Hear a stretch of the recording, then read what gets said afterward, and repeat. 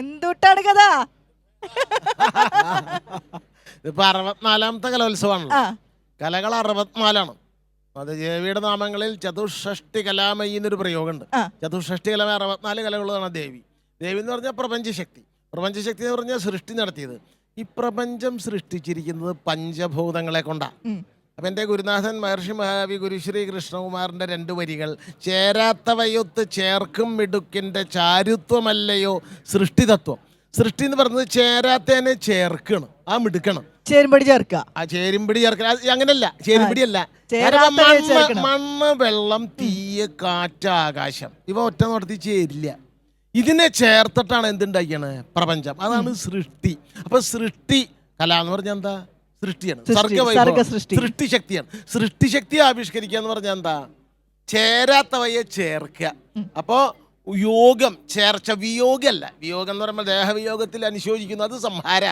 യോഗമാണ് ചേർച്ച. എല്ലാ വിഭാഗീയതയും മാറ്റി നിർത്തിക്കൊണ്ട് എല്ലാ വൈവിധ്യങ്ങളെയും ബഹുമാനിച്ചുകൊണ്ട് ഇതിനൊക്കെ ചേർത്തിട്ട് സൃഷ്ടിക്കുന്നതാണ്. ആ വൈഭവമാണ് യുവജനോത്സവത്തിന്റെ എല്ലാ കലോത്സവങ്ങളുടെയും സൗന്ദര്യം. ഒരു ഹാർമണി. Harmonium, മണിയല്ല, harmonium. പിന്നെ ഇതിപ്പോ നമ്മൾ പറയുമ്പോൾ കുട്ടികൾക്ക്, കൗമാരപ്രായക്കാർക്ക് അവരുടെ എന്താ പറയാ സർഗശേഷി കാണിക്കാനുള്ള, ശരിയാണ്, അതിനുള്ള വേദിയാണ്. പക്ഷെ ഇത് മുതിർന്നവർക്കും അവരുടെ സർഗശേഷി കാണിക്കാനുള്ള വേദിയാണ്. ഒന്നാമത്തെ കാര്യം, ഇത്ര വലിയ ഒരു കലോത്സവം സംഘടിപ്പിക്കുക, that itself is an art. അത് സംഘടിപ്പിക്കാനുള്ള ഒരു കലയാണ്. പിന്നെ ഫിനാലെയാണ് ശരിക്കും അല്ലേ ഇതിന്റെ വേദികളുടെ നിർമ്മാണം. സ്വർണ്ണക്കപ്പ് വളരെ മനോഹരമായ കലാകൃത്യം.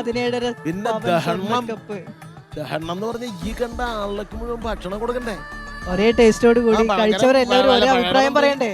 ദഹനം എന്ന് പറഞ്ഞാൽ അതിപ്പോ പ്രാതസ്മരണീയമായ മില്ലറ്റ് ദോശ വരെ ഉണ്ട് അത്ര. അപ്പൊ മില്ലറ്റ് ദോശ വരെ. അപ്പൊ ഈ ദഹനത്തെ പറ്റി ഞാൻ ഒരു കവിത എഴുതിയിട്ടുണ്ടെങ്കിൽ ചെല്ലണോ?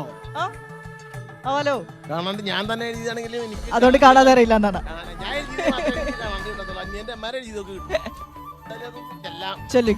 പ്രതിഭകൾ അവരുടെ മാറ്റുരയ്ക്കും ഉരകല്ലാണീ കലോത്സവം. 20 വേദികളാകെ നിറയും നവരസം, എന്തുരസം. കേറിക്കാണാം സംസ്ഥാന സ്കൂൾ കലോത്സവത്തിനടുക്കള. പഴയിടമല്ലോ അതിനുട ക്യാപ്റ്റൻ, ഹെൽപ്പാനായി ക്രൂ ഉണ്ട്. ഇവിടെ മണക്കുന്ന അറുരസമ്പത നാക്കിൽ പ്രളയം. ശിവശിവനെ മധുരം കയ്പും എരിവും പുളിയും ഉപ്പു ചവർപ്പുകൾ കെങ്കേമം. മനസ്സു നിറയെ നവരസമെങ്കിൽ നാക്കതു നിറയെ ആറുരസം. എന്താ പ്രഥമൻ എന്നു തിരക്കി പ്രഥമ ദൃഷ്ടികളായി മാറി. ചക്യാ പ്രഥമൻ, മാങ്ങയോ പ്രഥമൻ, കശുമാങ്ങയോ ബദ ബീറ്റ്റൂട്ടോ. പ്രാതലിനുണ്ട് മില്ലറ്റിന്റെ പ്രാതസ്മരണീയൻ ദോശ. സാമ്പാർ ചട്നി ചമ്മന്തികളിൽ ആറാടിച്ചതകത്താക്കാം. ഇടനേരത്തെ കറികൾ ശിവശിവ പല പല വെറൈറ്റി വിസ്മയമേ. ആവിഷ്കാര സ്വാതന്ത്ര്യം പോൽ ആവിയിൽ വെന്തത് പൊരിച്ചതും. ഉരുളയുരുട്ടിട്ടുച്ചയ്ക്കുണ്ണാം ഡിന്നറു നല്ല പരന്നിട്ട. പരന്ന വായന കണക്ക നന്നായി പരത്തി ചുട്ട ചപ്പാത്തി. സർപ്രൈസായി പലതും കാണാം കാക്കാം അവയുടെ റിലീസിനായി. ആജൻസി വൃദ്ധം ജനങ്ങളാകെ സസ്പെൻഷൂണിനു വെയിറ്റിംഗ്.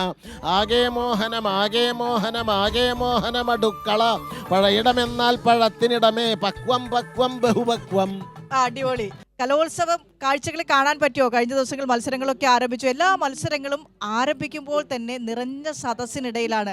ഞാൻ ഇത്രയ്ക്ക് പ്രതീക്ഷിച്ചില്ല. സാധാരണ തൃശ്ശൂർ പൂരത്തിനൊക്കെ വരുന്ന സമയത്ത് നിരവധി ആളുകളാണ് ഉണ്ടാകാറുള്ളത്. പക്ഷേ തൃശ്ശൂർ പൂരം എന്ന് പറയുന്നത് തൃശ്ശൂരിൻ്റെ ഒരു അഭിമാനമാണല്ലോ. കലോത്സവം തൃശ്ശൂരിലെത്തുമ്പോൾ എല്ലാ വേദികളിലും ഇത്ര ഒരു നിറഞ്ഞ പങ്കാളിത്തം ഞാൻ പ്രതീക്ഷിച്ചില്ല എന്നുള്ളതാണ് സത്യം. നിറഞ്ഞ കലോത്സവമാണ്. അതെ, കലകളെ കൊണ്ടും നിറഞ്ഞതാണ്, ആസ്വാദകരെ കൊണ്ടും നിറഞ്ഞതാണ്, സംഘാടകരെ കൊണ്ടും നിറഞ്ഞതാണ്, മാധ്യമങ്ങളെ കൊണ്ടും നിറഞ്ഞതാണ്. അങ്ങനെ എല്ലാ അർത്ഥത്തിലും നിറഞ്ഞ കലോത്സവമാണ്. അതെ, നിറവാണ്, ഫുൾഫിൽമെന്റ് ആണ്. ഈ പൂരം എത്ര കണ്ടാലും മടുക്കില്ല, ആനകളെ എത്ര കണ്ടാലും മടുക്കില്ല. ഓരോ പൂരം ഓരോ വർഷം കഴിയുന്തോറും സെയിം കലാപരിപാടികൾ തന്നെയാണ്. ഈ എലഞ്ഞിത്തറ മേളം, കുടമാറ്റം, ഇതെല്ലാം ഒരേ ഐറ്റംസ് തന്നെയാണ്, ഒരേ ചടങ്ങ് തന്നെയാണ്. പക്ഷെ അത് മടുക്കില്ല എന്നുള്ളതാണ്.